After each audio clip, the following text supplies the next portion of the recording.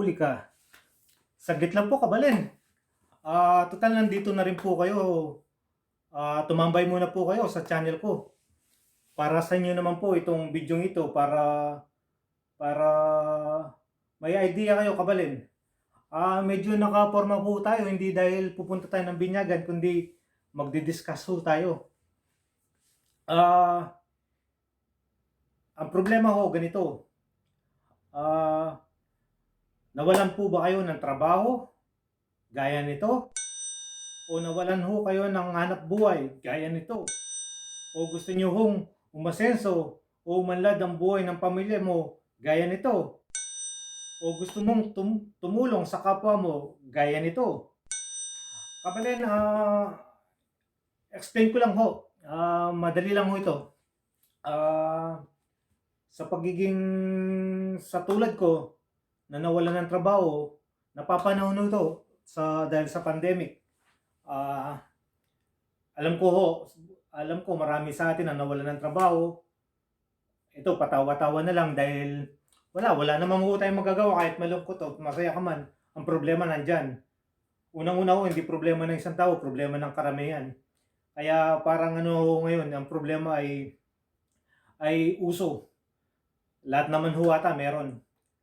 Ang i-explain ko lang sa inyo, kabalin, kung ikaw ay interesado, panoorin nyo ho itong video ito, maaaring makatulong para sa inyo o para sa atin lahat. Ito po ang purpose ko. Kung gusto mo bang umasenso sa buhay, ito. Gusto mo bang yumaman gaya nito? At gusto mo bang makatulong sa pamilya mo gaya nito? Pareho lang ho tayo ng gusto. Ako man ho, hindi man ho tayo may kaya sa buhay. Nasa normal na buhay dahil nandito po tayo sa abroad. Okay na po sana kaso biglang nawalan ng trabaho. Ngayon kabalin na mga kapatid, di-discuss ko sa inyo, maaaring tulong para sa atin lahat. Itong video ito para sa iyo, para sa akin, para sa kamag-anak mo. Itong video na ito tuturuan ko kayo kabalin kung ano ang dapat natin gawin ngayong pandemic. Lalo na ngayon ho ang mga artista kahit na celebrity pumapasok sa larangan ng vlogging. Tayo pa ho kaya na wala naman tayong kakayahan sa hanap buhay o salat tayo sa hanap buhay o pera. Yung mga artista ho mayayaman na pero nagbablog pa rin po. Unang-una pa kabalin, bakit hindi ho natin subukan? Gaya ko, nawalan ho ako ng trabaho dahil sa pandemic. Dati ho, maganda na ang buhay ko sana. Nakapagpagawa ng bahay, nakabili ng sasakyan, lupa, tindahan. Bigla hong naputol yun, kabalin. Para ho siyang, parang ang kwento ko, kabalin, parang naglakad ka sa 7 bundok na puno ng mga pagsubok. At ngayong 6 na yun, kabalin, nalampasan mo na yung uling bundok na dapat mong tahakin, kabalin, yung bang tinanggal yung naging bangin, kabalin. Hindi ka makausad, hindi ka makatras, nabakante ho. Kaya ang pangyayari, kabalin, gagawa ka ng mga bagay na makakatulong sa'yo. Ito nga ho, kabalin, naisip ko ang pagiging vlogger o vlog. Inisip ko bakit hindi ko subukan. Wala naman nung mawawala. Unang-una kabalin, ang pagiging vlogger o pagiging YouTuber ay napakadali. Gumawa ng password mo, makakapasok ko na. Hindi mo na kailangan mag-bihis na maayos para sa interview o kailangan ng medical. Ang pagiging YouTuber kabalin, para sa lahat. Basta't may kakayahan ka. Unang tip kabalin, ituturo ko para sa inyo, para sa ating mga, lalo na sa ating mga kababayan na nawalan ng trabaho, gaya ko, gaya ng karamihan. Pero hindi po tayo dapat mawawalan ng pag-asa o malungkot dahil lalaban pa rin po tayo. Itong vlog na ito, kabalin, pinapakita ko lang sa inyo kung paano kung gusto niyo lang maging vlogger, at least kahit paano may aasahan kang pagkakakitaan pagdating ng araw. Unang-unang tanong dito, kabalin, bago ka maging vlogger o kapatid, may mga tanong yan bago pumapasukan ng pagiging vlog. Unang tanong, nakakahiya po ba ang maging vlogger? Yun ang tanong. Ang sagot po, oo. Lalo na sa baguhan. Explain ko mamaya. Ah, tapos ang dapat mong paglabanan kasi dapat sa pagiging kung gusto mo mag-vlog talaga, unang-una kailangan mong tanggalin ang hiya. Normal lang ho 'yan, hindi natin maiwasan maging ako man ay na nahiya nung una, eh. Yung takot ho baka walang manood sa'yo at saka yung pong tinatawag na dagdagan mo ng konti yung pasensya mo. Kasi kabalin 'pag dahil hindi tayo sanay sa ganyang industriya, tapos bigla kang papasok, hindi mo po maiwasan may mga kaibigan o ibang tao nakakantsawan ka, bakit ka naging vlogger, bakit ka naging ganyan. Minsan sasabihin ka na bakit ganyan ang content mo. Kung pakikinggan mo sila kabalin, wala akong mangyayari. Gawin na una lang natin ang motivation. Sila ang gawin mong dahilan para magsikap ka. Sila ang gawin mong inspirasyon para ipakita mo sa kanila na mali sila. Pero wag ho tayong magtatanim ng galit o hinanakit. Isa po sila kung bakit tayo magtatagumpay at ah, at magpupursige sa trabahong dito sa pag-vlog. Kasi kabalan na ito ang naisip ko, bakit hindi ho natin subukan? Kasi kasi sa pagiging vlogger o YouTuber, kabalin, parang ang laki ng pera eh. Gaya ho ni Harabas, ito ho. Si Harabas po, kabalin, ay dating OFW kasama si Mrs. Harabas. Nagtrabaho sila sa Dubai.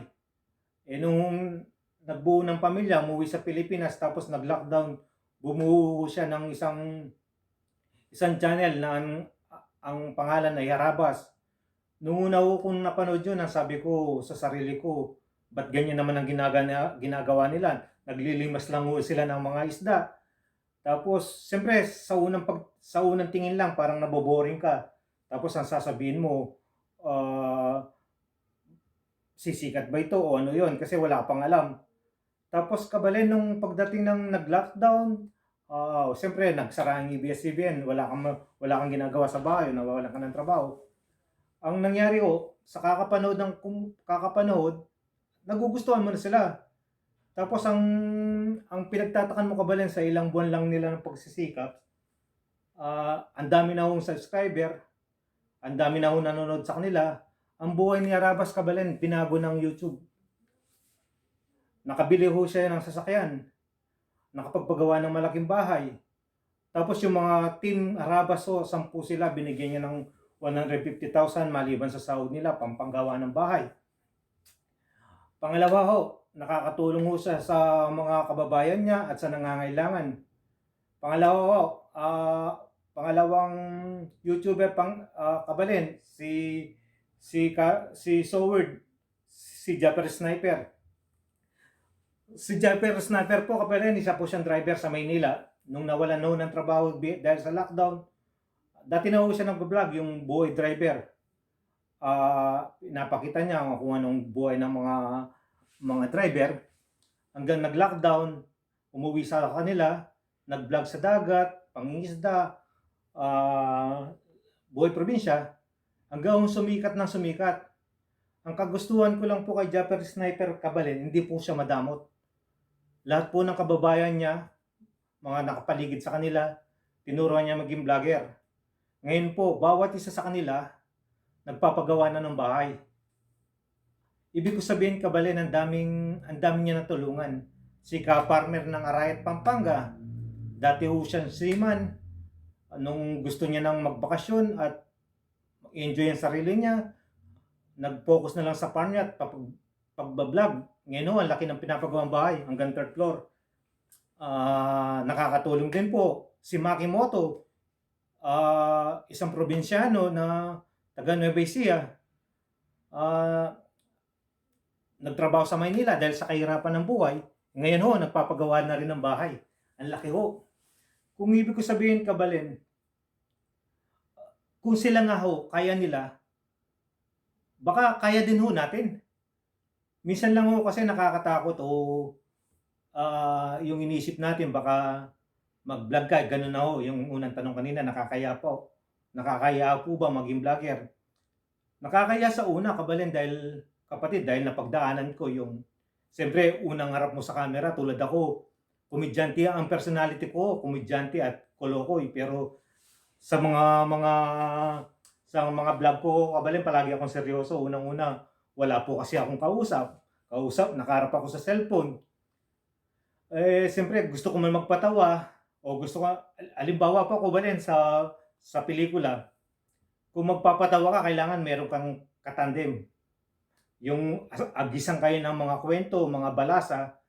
Kung hindi mo nangyayari yun, siyempre ho, paano ka naman na patatawanin o magpapatawa kung mag-isa ka lang kahit nangauni sa action movie kailangan may binubugbog at nagpapabugbog. Gayunpaman sinusubukan natin kabalin. Sa una po kasi ang hirap yung siyempre hindi ka naman ho sanay. Tapos mag-vlog ka sa gitna ng syudad. Tapos makikita mo may mga Pilipino o tumitingin sa'yo, dumarating ho nahihiya ka. Pero para pong ano yan